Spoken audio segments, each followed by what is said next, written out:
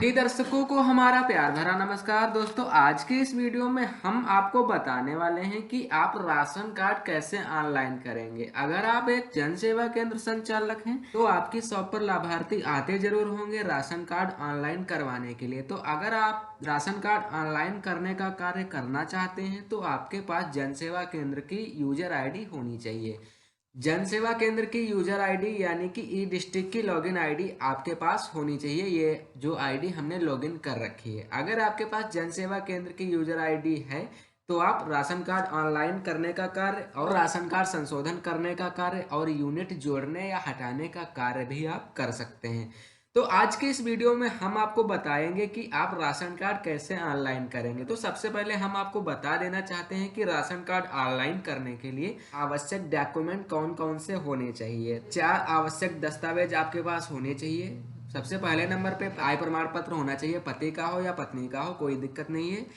मुखिया का एक फोटो होना चाहिए, यानी कि जिसका आप राशन कार्ड अप्लाई कर रहे हैं उनका फोटो होना चाहिए। मुखिया की बैंक पासबुक होनी चाहिए, यानी कि पति या पत्नी में से किसी में से एक का बैंक पासबुक होना चाहिए। और मुखिया का आधार कार्ड, यानी जिनका आप राशन कार्ड ऑनलाइन कर रहे हैं उनका आधार कार्ड होना चाहिए।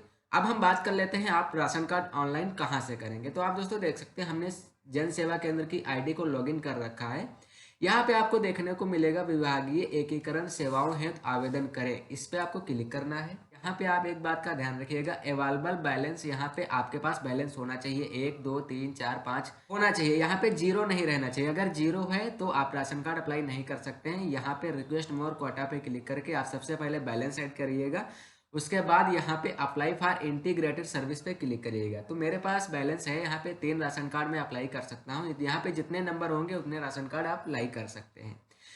अब आपको करना क्या है, अप्लाई फॉर इंटीग्रेटेड सर्विस पे क्लिक करना है। जैसे इस पे क्लिक करेंगे आपके सामने कुछ ऐसा इंटरफेस आएगा। यहाँ पे आपको 3 नंबर में देखने को मिलेगा food and civil supply ration card, इसी पे आपको क्लिक करना है। अब आपको यहाँ पे NFSA पे क्लिक करना है। उसके बाद अब आपको फिर से यहाँ पे NFSA पे क्लिक करना है। अब आपको यहाँ पे माउस के कर्सर को बाएं साइड में लेके आना है। जैसे ही लेके आएंगे यहाँ पे आपको बहुत सारी सर्विसेज मिल जाएंगे। तो यहाँ पे 3.1 में राशन कार्ड आवेदन से संबंधित सभी स्टेप आपको मिलेंगे और यहाँ पर 3.2 में राशन कार्ड संशोधन से सभी स्टेप आपको मिलेंगे। तो आज के इस वीडियो में हम बात करने वाले हैं आप नए आवेदन कैसे करेंगे। तो यहाँ पे आपको नई प्रविष्टि पात्र गृहस्थी पे क्लिक करना है और अब आपको यहाँ पे अपने जिले का चयन करना है। जिले का चयन करने के बाद यहाँ पे क्षेत्र पे आना है और ग्रामीण का आवेदन कर रहे हैं तो ग्रामीण का चयन करना है। अगर नगरीय का आवेदन करने जा रहे हैं तो नगरीय का आपको चयन करना है। तो हम ग्रामीण का करने वाले हैं इसलिए हम ग्रामीण पे क्लिक करके और आगे बढ़े पर क्लिक कर लेते हैं। यहाँ पे हम आपको बता देना चाहते हैं कि आपका राशन कार्ड 6 स्टेप में पूरा होगा। सबसे पहले स्टेप में बेसिक डिटेल, उसके बाद एड्रेस डिटेल, उसके बाद फैमिली डिटेल, उसके बाद बैंक डिटेल, उसके बाद अटैचमेंट यानी डॉक्यूमेंट आपको अटैच करना है, उसके बाद NFSA क्राइटेरिया यानी इनकी जो टर्म एंड कंडीशन है।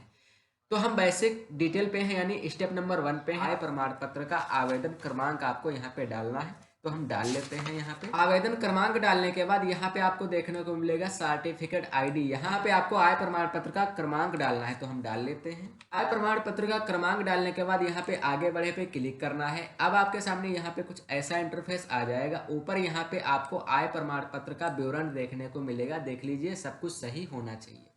उसके बाद यहाँ पे क्षेत्र का विवरण पे आपको आ जाना, यहाँ पे विकास खंड का चयन करना है, उसके बाद ग्राम पंचायत, उसके बाद कोटेदार का आपको चयन करना है। तो हम जिनका राशन कार्ड ऑनलाइन करने जा रहे हैं उनकी विकास खंड का चयन कर लेते हैं। उसके बाद ग्राम पंचायत का चयन कर लेते हैं।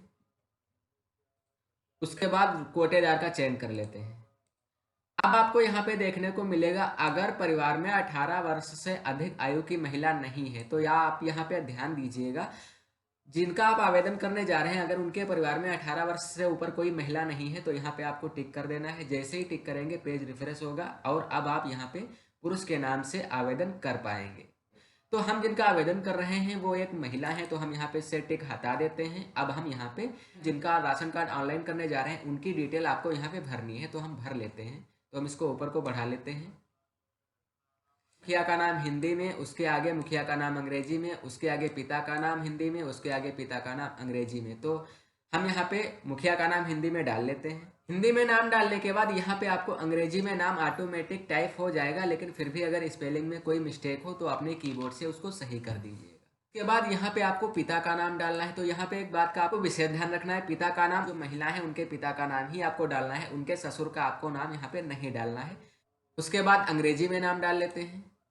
उसके बाद यहाँ पे आपको देखने को मिलेगा पति का नाम हिंदी में, तो पति का नाम जो भी है इनके वो हम डाल लेते हैं। उसके बाद पति का नाम अंग्रेजी में डालना है, तो हम अंग्रेजी में भी डाल लेते हैं। उसके बाद माता का नाम, आप दोस्तों यहाँ पे देख सकते हैं माता का नाम इनकी यानी जो भी महिला हैं यानी जिनका आप आवेदन कर रहे हैं इनकी माता का नाम आपको डालना है, इनकी सासू माँ का नाम यहाँ पे आपको नहीं डालना है। अब यहाँ पे आपको माता का नाम अंग्रेजी में भी डाल लेना है, तो हमने डाल लिया है। अब आपको यहाँ पे वर्ग पर आना है और इनकी ये जो जिस भी कैटेगरी में आते हैं, सामान्य, पिछड़ा वर्ग, अनुसूचित, वो आपको चयन कर देना है। उसके बाद मोबाइल नंबर आपको डालना है। मोबाइल नंबर डालने के बाद यहाँ पे जन्म तिथि में आप आधार पे देख लीजिए, इनकी जो भी जन्म तिथि है वो यहाँ पे डाल दीजिए। जन्म तिथि डालने के बाद यहाँ पे आधार कार्ड संख्या आपको डालना है। आधार कार्ड संख्या डालने के बाद यहाँ पे जेंडर में यानी महिला ही सिलेक्ट रहेगा ऑटोमेटिक। उसके बाद यहाँ पे पेशा या व्यवसाय में आपको आना है, तो ये जो भी काम कर रही है प्रेजेंट टाइम में उस आपको व्यवसाय को चयन कर लेना है। तो ये इस समय गृहिणी है यानी घर का कामकाज करते हैं, इसलिए हम गृहिणी सिलेक्ट कर लेते हैं। परिवार की वार्षिका ये ऑटोमेटिक आपको सिलेक्टेड रहेगी यानी ये ऑटोमेटिक फिल होगी, यहाँ पे आपको कोई भी छेड़छाड़ नहीं करनी है। उसके आगे देख सकते हैं गैस कनेक्शन की स्थिति, यहाँ पे अगर इनके पास गैस कनेक्शन है तो हाँ करना है आपको, अगर नहीं है तो नहीं पे क्लिक कर देना है आपको। उसके बाद यहाँ पे विद्युत कनेक्शन की स्थिति में अगर इनके घर पे बिजली कनेक्शन है तो हाँ करना है, अगर नहीं है तो नहीं कर देना है। तो इनके पास नहीं है इसलिए हमने नहीं करके और आगे बढ़े पे आपको क्लिक कर देना है। सभी डिटेल एक बार देख लीजिएगा, उसके बाद ही आगे बढ़े पे क्लिक करना है। सिक विवरण को सफलतापूर्वक सुरक्षित कर दिया गया है, अब इसको ओके कर देना है। नंबर 2 यानी एड्रेस डिटेल में आप आ चुके हैं। यहाँ पे ग्राम या मजरे का नाम, तो ये जिस भी गांव में रह रहे हैं उस गांव के नाम को यहाँ पे लिख देना है। उसके आगे जिला का नाम ऑटोमेटिक सिलेक्टेड रहेगा, ब्लॉक का नाम सिलेक्टेड रहेगा, ग्राम पंचायत का नाम सिलेक्टेड रहेगा। अब 40 नंबर पे देख सकते हैं गाँव चुने, तो यहाँ पे इनकी जो भी ग्राम पंचायत है उसका आपको चयन कर लेना है। उसके बाद पिन कोड देख सकते हैं, तो इनका जो भी आधार कार्ड पे पिन कोड लिखा हुआ है वो पिन कोड यहाँ पे आपको टाइप कर देना है। पिन कोड टाइप करने के बाद यहाँ पे देख सकते हैं स्थायी पते के रूप में वर्तमान पता ही है, अगर सेम है तो आपको यहाँ पे टिक कर देना है। ये ऑटोमेटिक नीचे भी वही विवरण आ जाएगा। तो हम इसको ऊपर को बढ़ा लेते हैं। तो अब आपको यहाँ पे सुरक्षित करें एवं आगे बढ़े पे क्लिक कर देना है। पते का विवरण सुरक्षित हो गया है तो इसको ओके कर देना है। यहाँ पे स्टेप नंबर 3 में आ चुके हैं फैमिली डिटेल में। परिवार की सदस्यों की सूची, यहाँ पे एक सूची दिख रही है यहाँ पे जिनकी आपने बेसिक डिटेल 1 में डिटेल भरी थी, यानी परिवार की मुखिया की डिटेल यहाँ पे आ चुकी है। और अब आप यहाँ पे यूनिट कैसे जोड़ेंगे, यानी इनके पति का नाम और इनके जो बच्चे हैं उनके यूनिट आप कैसे जोड़ेंगे। तो यहाँ पे आपको देखने को मिल रहा होगा नया परिवार का सदस्य जोड़े, इसी पे आपको क्लिक कर देना है। और आपको यहाँ पे देखने को मिलेगा सदस्य का नाम हिंदी में, सदस्य का नाम अंग्रेजी में। तो हम यहाँ पे सबसे पहले अब इनके पति का यूनिट ऐड करेंगे, तो हम इनके पति का नाम लिख लेते हैं। उसके बाद पति का नाम अंग्रेजी में आपको डालना है। उसके बाद इनकी जो भी जन्म तिथि है वो जन्म तिथि आपको डालना है। जन्म तिथि डालने के बाद जेंडर यानी ये पुरुष हैं या महिला है, तो ये पुरुष हैं इसलिए हम पुरुष का चयन करते हैं। उसके बाद यहाँ जो देख रहे हैं वार्षिक आय, यहाँ पे आपको 0 लिख देना है, 1 0 सिर्फ। उसके आगे देख सकते हैं पिता का नाम, तो यहाँ पे जो आपने लिखा है सदस्य का नाम हिंदी में यानी अमित कुमार के पिता का क्या नाम है। पिता का नाम हिंदी में लिखने के बाद यहाँ पे आपको अंग्रेजी में भी पिता का नाम लिख देना है। अंग्रेजी में नाम लिखने के बाद यहाँ पे आपको देखने को मिल रहा होगा मुखिया से संबंध, तो आपको इस पे क्लिक करना है। तो आपके सामने बहुत सारे रिश्ते खुल के आ जाएंगे। बेसिक डिटेल 1 में जो भी नाम आपने भरा था उनसे इनका जो भी रिश्ता है उस रिश्ते का आपको चयन कर लेना है। तो हम यहाँ पे सौहर्यापति, ये इनके पति हैं इसलिए सौहर्यापति पे क्लिक कर लेते हैं। और उसके आगे देख सकते हैं सार्वजनिक विवरण प्रणाली में आधार उपयोग करने हैं सहमत हैं तथा नहीं, तो यहाँ पे क्लिक कर देते हैं। और यहाँ पे अब आपको आधार कार्ड संख्या डाल देनी। आधार कार्ड संख्या डालने के बाद अब आपको यहाँ पे सदस्य जोड़े पे क्लिक कर देना है। जैसे ही सदस्य जोड़े पे क्लिक करेंगे आप दोस्तों देख सकते हैं क्रम संख्या 2 यानी यूनिट नंबर 2 में अमित कुमार सनाफ हरनाम यानी इनके पति की भी डिटेल यहाँ पे आ चुकी है। अब हम इनकी फैमिली डिटेल भी जोड़ देते हैं, यानी इनके जो लड़के हैं या लड़कियां हैं। तो हम यहाँ पे नया परिवार का सदस्य जोड़े पे क्लिक करेंगे और इनकी एक लड़की है उनका भी हम यहाँ पे यूनिट जोड़ देते हैं। तो यहाँ पे लड़की है यानी इनकी अभी शादी नहीं हुई, तो यहाँ पे कुमारी का चयन करेंगे। उसके बाद यहाँ पे मिस पे चयन करेंगे और हम यहाँ पे अब नाम डालेंगे। हिंदी में नाम डालने के बाद अब अंग्रेजी में भी डालना है। उसके बाद यहाँ पे जन्म तिथि आपको लिखना है। जन्म तिथि लिखने के बाद जेंडर यानी ये महिला है इसलिए महिला, और वार्षिक आय यहाँ पे 1 0 ही आपको रखना है। इनके पिता का नाम यानी यहाँ पे जो आपने लिखा सदस्य का नाम हिंदी में माही, माही के जो पिता का नाम है वो आपको यहाँ पे लिख देना है। उसके बाद यहाँ पे अंग्रेजी में नाम लिखना है और यहाँ पे आपको मुखिया से संबंध पे आ जाना है। यहाँ पे मुखिया से इनका जो भी संबंध है उस संबंध को आपको ओके कर लेना। तो ये इनकी बेटी है, इसलिए बेटी का हमने चयन करके और यहाँ पे अब आपको आधार नंबर डालना है। आधार नंबर डालने के बाद सदस्य जोड़े पे क्लिक कर देंगे।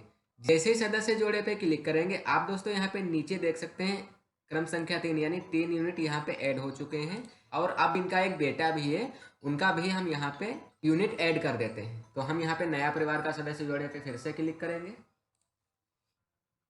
अब आपको यहाँ पे कुमार, श्रीमती या श्री का एक बार ध्यान दे लेना है। तो हम ये इनके बेटे हैं यानी पुरुष हैं, इसलिए हम यहाँ इनको श्री कर लेते हैं। उसके बाद अंग्रेजी में भी यहाँ पे हम यमार यानी मिस्टर कर लेते हैं। सदस्य का नाम हिंदी में डाल लेते हैं। हिंदी में डालने के बाद अंग्रेजी में अगर नाम में कोई डिफरेंस हो तो उसको अपने कीबोर्ड से सही कर दीजिएगा। तो हम अंग्रेजी में भी नाम टाइप कर लेते हैं।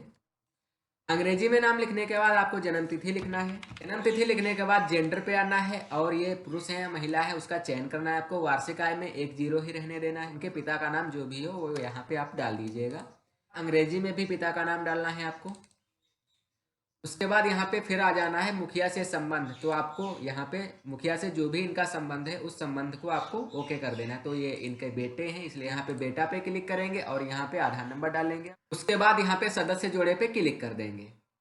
4 यूनिट इस राशन कार्ड पर ऐड हो चुके हैं। प्रीति देवी जो कि मुखिया हैं, उसके बाद अमित इनके पति हैं, उसके बाद माही इनकी बेटी हैं, उसके बाद आर्यन करमजिया ये इनके बेटे हैं। अगर और भी आप फैमिली मेंबरों को ऐड करना चाहते हैं तो यहाँ पे नया परिवार का सदस्य जोड़े पे आपको क्लिक करना है और उनका नाम हिंदी में, अंग्रेजी में, जन्म तिथि और पिता या पति का नाम हिंदी में और पिता या पति का नाम अंग्रेजी में आपको डालना है। उसके बाद आपको यहाँ पे मुखिया से संबंध पे आपको आना है और उनका जो भी मुखिया से संबंध है, बेटा है या बेटी है या भाई है या देवर है या सास है या ससुर है, जो भी है उस रिश्ते का आपको चयन करके और यहाँ पे सदस्य जोड़े पे आप क्लिक करेंगे तो उनका भी नाम यहाँ पे नीचे आ जाएगा। तो हम यहाँ पे और सदस्यों को नहीं जोड़ना चाहते हैं, इसलिए हम यहाँ पे सुरक्षित करें एवं आगे बढ़े पे क्लिक कर देते हैं। परिवार का विवरण सुरक्षित हो चुका है तो इसको ओके कर देते हैं। बैंक खाता किसके नाम है, तो यहाँ पे जब सिलेक्ट पे क्लिक करेंगे तो यहाँ पे आपसे पूछेगा मुखिया के स्वयं के नाम खाता है या मुखिया के पिता के नाम है या पति के नाम है या संतान के नाम या माता के नाम, यानी इनमें से किसी का भी आप खाता यहाँ पे लगा सकते हैं। तो हम यहाँ पे स्वयं के नाम यानी मुखिया का ही खाता यहाँ पे लगाएंगे। उसके नीचे आप देख सकते हैं बैंक का नाम, तो इनका जिस भी बैंक में अकाउंट है उस बैंक के नाम को आपको सिलेक्ट कर लेना है। उसके बाद यहाँ पे बैंक शाखा का नाम कि जहाँ भी ब्रांच है उस ब्रांच का नाम आपको यहाँ पे सिलेक्ट कर लेना है। IFSC कोड ऑटोमेटिक आ जाएगा, इसको आप एडिट नहीं कर सकते हैं कि खाता संख्या आपको डाल देनी है। संख्या डालने के बाद अब आपको यहाँ पे आगे बढ़े पे क्लिक कर देना है। बैंक का विवरण सुरक्षित हो गया है, उसके बाद इसको ओके कर देना है। आप आ चुके हैं स्टेप नंबर 5 पे, यहाँ पे अटैचमेंट पे। यहाँ पे आप दोस्तों देख सकते हैं मुखिया की फोटो आपको अपलोड करनी है। उसके बाद बैंक पासबुक के प्रथम पृष्ठ की फोटो आपको अपलोड करनी है। उसके बाद आधार कार्ड की फोटोकॉपी आपको अपलोड करनी है। तो हम सबसे पहले बात कर लेते हैं मुखिया की फोटो के बारे में। तो आप दोस्तों यहाँ पे देख सकते हैं कुछ गाइडलाइन यहाँ पे दी गई है, आप इसको पढ़ लीजिएगा जिससे कि आपको आसानी हो जाएगी फोटो को रिसाइज करने में और अपलोड करने में। और अगर साइज की बात करें तो आप दोस्तों यहाँ पे देख सकते हैं यहाँ पे लिखा हुआ है 30 KB। यहाँ पे आपके फोटो की जो साइज रहेगी वो 30 KB रहेगी। और अदर डॉक्यूमेंट की अगर बात करें जैसे आधार कार्ड और बैंक पासबुक की तो वो 100 KB रहेगी। तो हम सबसे पहले फोटो को रिसाइज कर लेते हैं। यहाँ पे हमने जिनका राशन कार्ड हम अप्लाई कर रहे हैं उनके डॉक्यूमेंट हमने स्कैन कर रखे हैं, तो हम इनको फोटो पे राइट क्लिक करेंगे और यहाँ पे ओपन विथ पे क्लिक करेंगे और माइक्रोसॉफ्ट पिक्चर मैनेजर पे क्लिक करेंगे।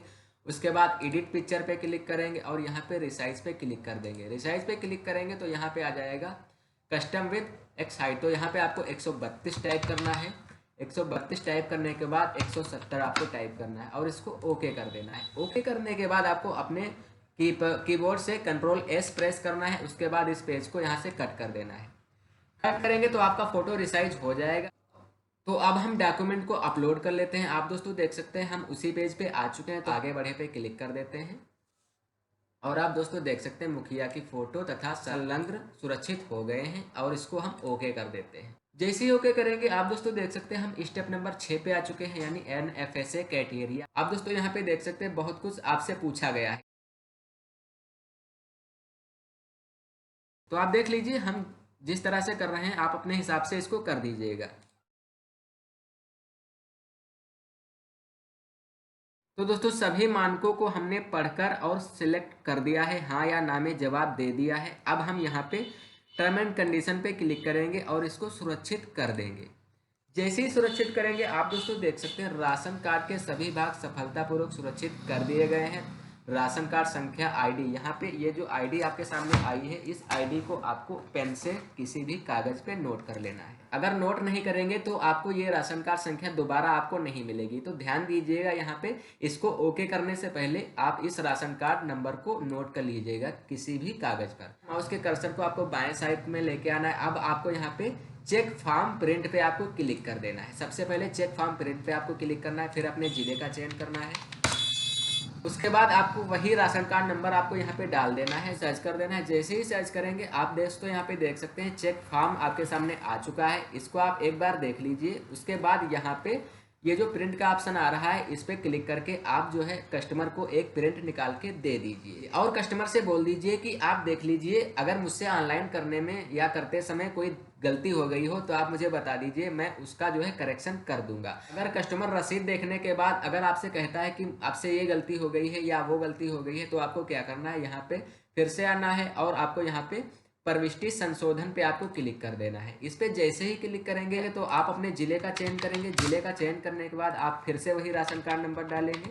राशन कार्ड नंबर डाल के सर्च करेंगे तो आपके सामने वही शुरुआत वाला स्टेप खुल जाएगा जहां से आपने स्टार्ट किया था राशन कार्ड ऑनलाइन करना। Basic detail, address detail, family detail, तो आपसे जिस भी स्टेप में गलती हो गई हो उस स्टेप को आपको ओपन कर लेना है। ओपन करने के बाद उसमें आपको संशोधन कर देना है। इतना करने के बाद आपको यहाँ पे फिर से आना है, आवेदन को आधार डुप्लीकेसी चेक हेतु अग्रेसित करें। आपको यहाँ पर अपने जिले का चयन कर लेना है। जिले का चयन करने के बाद यहाँ पे क्षेत्र चुने जो दिखाई दे रहा है, यहाँ पे आपको क्षेत्र नहीं चुनना है। यहाँ पे आपको वही राशन कार्ड संख्या डाल देनी है, आधार डुप्लीकेसी चेक हेतु अग्रेसित, उसको ओके कर देना है। अब आपको 24 घंटे का इंतजार करना है। 24 घंटे बाद आपका आवेदन अगर स्वीकार हो जाता है डुप्लीकेसी के अंतर्गत, तो आपको यहाँ पे आना है, आवेदन का संबंधित अधिकारी को अग्रेसित। इस पे आपको आने के बाद आपको यहाँ पे अपने जिले का चयन करना है। राशन कार्ड नंबर डालने के बाद सर्च करना है तो आपके सामने चेक फॉर्म खुल जाएगा और आपको यहाँ पे एक बटन मिलेगा फाइनल लॉक। आपको इसी बटन पे क्लिक कर देना है और ओके कर देना है। आपका फॉर्म जो है फाइनल लॉक हो जाएगा। उसके बाद आप कोई संशोधन नहीं कर पाएंगे। तो आप जो है 24 घंटे बाद जो है इसको फाइनल लॉक कर दीजिएगा। लॉक होने के बाद आप यहाँ से राशन कार्ड पावती रसीद पे क्लिक करेंगे और यहाँ पे जिले का चयन करने के बाद आप यहाँ पे राशन कार्ड नंबर डालेंगे और यहाँ पे सर्च कर देंगे तो आपके सामने फाइनल रसीद आ जाएगी। आप उसको प्रिंट करके कस्टमर को दे दीजिएगा, आपका राशन कार्ड अप्लाई हो जाएगा। तो बहुत ही सरलता से हमने सभी स्टेप को आपको करके दिखा दिया है। अगर फिर भी आपकी समझ में ना आया हो तो आप मुझे कमेंट कर सकते हैं। अगर मेरे इस वीडियो से आपको कुछ मदद मिल गई हो तो वीडियो को लाइक कर दीजिए और दोस्तों के साथ अपने शेयर कर दीजिए। मिलते हैं अगले वीडियो के साथ, तब तक के लिए जय हिंद, जय भारत।